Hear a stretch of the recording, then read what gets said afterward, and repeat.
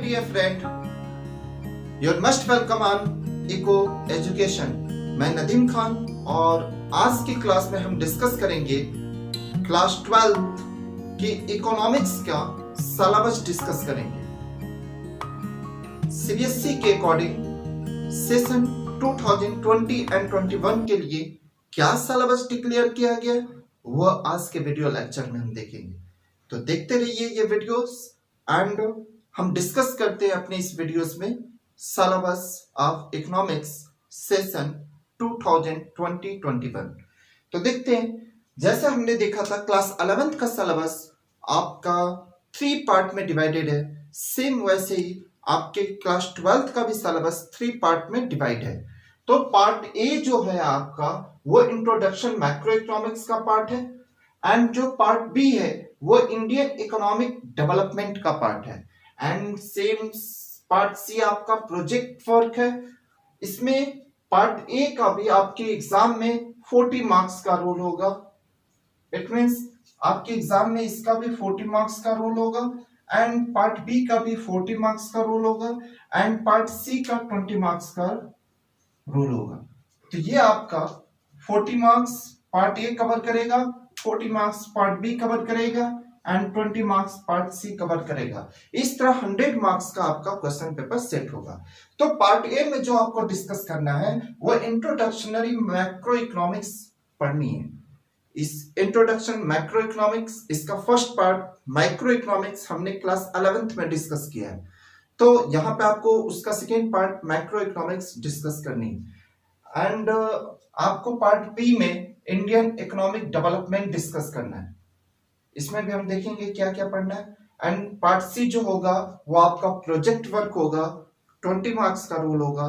इस प्रोजेक्ट में आपको प्रोजेक्ट बनाकर किसी भी टॉपिक पे जो आपके टीचर के द्वारा दिए जाते हैं, सीबीएसई ने भी बहुत सारे टॉपिक डिक्लेयर किए हैं, ठीक है, उसमें से किसी एक टॉपिक पे आपको प्रोजेक्ट बनाकर सबमिट करना होता है, वो आपका 20 मार्क्स का रोल होता है। इट मींस आप वाइवा भी कह सकते हैं इसे। तो पार्ट ए में आपको मैक्रो इकोनॉमिक्स में क्या क्या कवर करना है टॉपिक वाइज हम देखते हैं। इसमें यूनिट वाइज आपको टोटल 5 यूनिट में डिवाइड किया गया है मैक्रो इकोनॉमिक्स का टॉपिक। ये एक यूनिट आपको कई चैप्टर्स में मिल जाएंगे आपके बुक्स में, ठीक है। तो जो पहला यूनिट कवर किया है इसमें national income and related aggregate देखेंगे। ये 10 मार्क्स का रोल होगा इसका आपके एग्जाम में।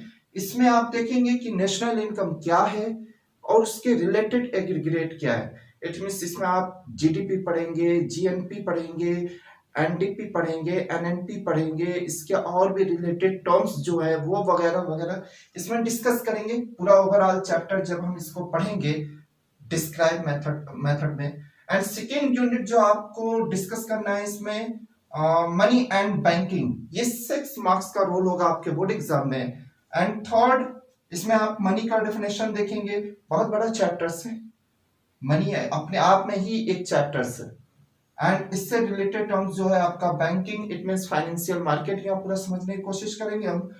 ये आपका 6 मार्क्स का रोल होगा आपके एग्जाम में। एंड थर्ड यूनिट है determination of income and employment. Income का डिटरमाइन कैसे करेंगे आप, इनकम को कैसे डिटरमाइन करेंगे, वो फैक्टर वाला टॉपिक हमने पढ़ा है, वो यहाँ फिर से एक बार रिवाइज करना पड़ेगा आपको। उसको इनकम को डिस्ट्रीब्यूट डिटरमाइन करना होगा एंड एम्प्लॉयमेंट कैसे जनरेट होगा ये भी हम इसमें डिस्कस करेंगे ओवरऑल पूरे चैप्टर में। ये 12 मार्क्स का आपके बोर्ड एग्जाम में इसका रोल होगा। एंड फोर्थ यूनिट है आपका government budget and the Indian economy. ये 6 मार्क्स का आपके बोर्ड एग्जाम में इसका रोल होगा। ये इंपॉर्टेंट टॉपिक है, छोटा सा टॉपिक है, आपके 6 मार्क्स कवर हो जाएंगे इसमें। एंड लास्ट यूनिट जो आपको कवर करनी है इसमें वो बैलेंस ऑफ पेमेंट पढ़ना है इसमें।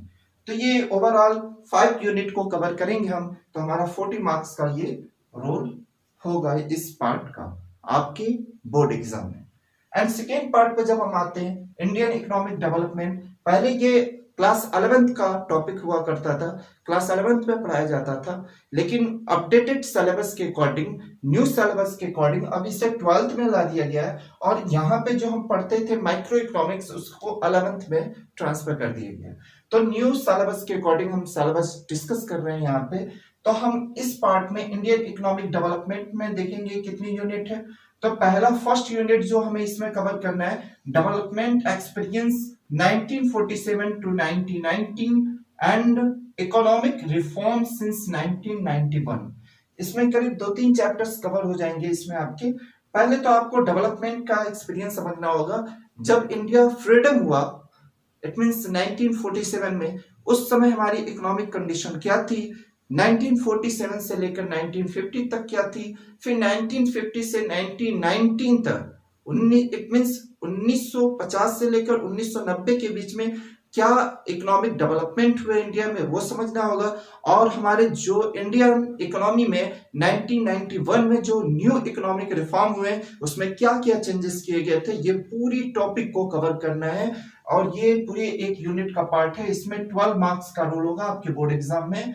एंड सेकेंड यूनिट जो होगी आपकी, वो current challenges facing Indian economy. इस समय प्रेजेंट टाइम कौन कौन से चैलेंजेस फेस कर रही है हमारी इंडियन इकोनॉमी, उन करंट टॉपिक पे हम डिस्कस करेंगे। बहुत इंटरेस्टिंग टॉपिक है ये। मैक्सिमम मार्क्स कवर करेगा आपका, 22 मार्क्स कवर करेगा आपके बोर्ड एग्जाम में। तो इस पर ज्यादा फोकस करना है, इसीलिए हम तो सिलेबस डिस्कस करते हैं कि हमें किस पार्ट पे ज्यादा फोकस करना है या किस पार्ट का हमारे एग्जाम पॉइंट ऑफ व्यू से मैक्सिमम रोल है, इट मीन ज्यादा मोस्ट इंपॉर्टेंट है। तो इससे हमें कुछ पता चल जाता है, कुछ आइडिया लग जाता है। इसीलिए जब भी किसी सब्जेक्ट को पढ़ें तो फाइनल एग्जाम के लिए ये बहुत इंपॉर्टेंट है कि आप सिलेबस को ओवरव्यू जरूर करें।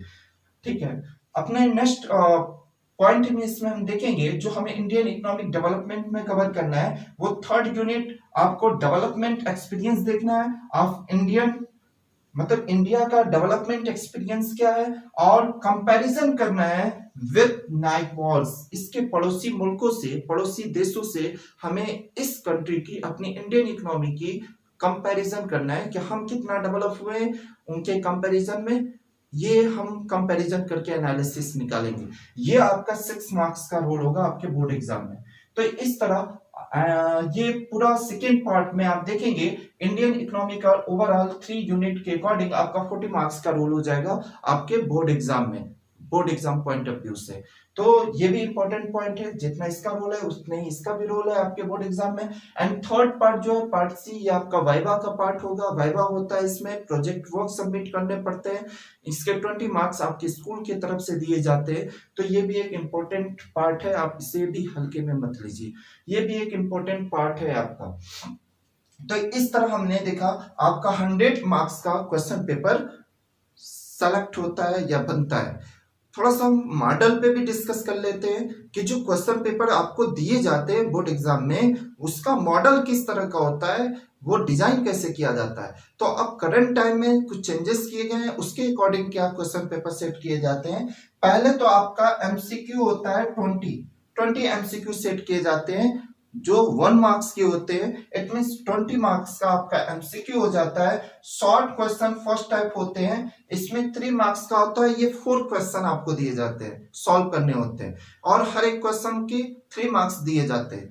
एंड सेकेंड शॉर्ट क्वेश्चन होते हैं, वो 4 मार्क्स के होंगे, और ये लगभग 6 क्वेश्चन होंगे। इट मींस ये भी शॉर्ट क्वेश्चन ही होंगे, लेकिन ये हर एक क्वेश्चन 4 मार्क्स का होगा, और ऐसे 6 क्वेश्चन होंगे आपके एग्जाम में जो 24 मार्क्स का रोल निभाएंगे। एंड एट लास्ट जब लॉन्ग क्वेश्चन पे हम आते हैं तो आप देखेंगे कि यहाँ एक क्वेश्चन आपका लॉन्ग में 6 मार्क्स का होगा, एंड ये 4 क्वेश्चन आपको 4 अटेम्प्ट करने होंगे लॉन्ग क्वेश्चन के। इस तरह ओवरऑल देखेंगे टोटल आपका जो बनेगा यहाँ पे वो हो जाएगा 80 मार्क्स, मैक्सिमम 80 मार्क्स और प्लस 20 आपका प्रोजेक्ट वर्क मिल जाएगा। इस तरह 100 मार्क्स का आपका मैक्सिमम मार्क्स का आपका क्वेश्चन पेपर डिजाइन होता है। तो इस तरह हमने डिस्कस किया कि आपका क्वेश्चन पेपर बोर्ड एग्जाम में सीबीएसई के अकॉर्डिंग कैसे डिजाइन किया जाता है। तो अगर कोई भी डाउट है इस पूरे सिलेबस में तो आप मुझसे कमेंट में पूछिए जरूर। और अभी तक आपने मेरे चैनल को सब्सक्राइब नहीं किया है तो प्लीज सब्सक्राइब कर ले, और इसे अपने फ्रेंड्स को भी शेयर करें, क्योंकि ये ज्यादा से ज्यादा बच्चों तक पहुंच सके और उनकी हेल्प हो सके। पूरा वीडियो लेक्चर देखने के लिए thank you. Have a nice day.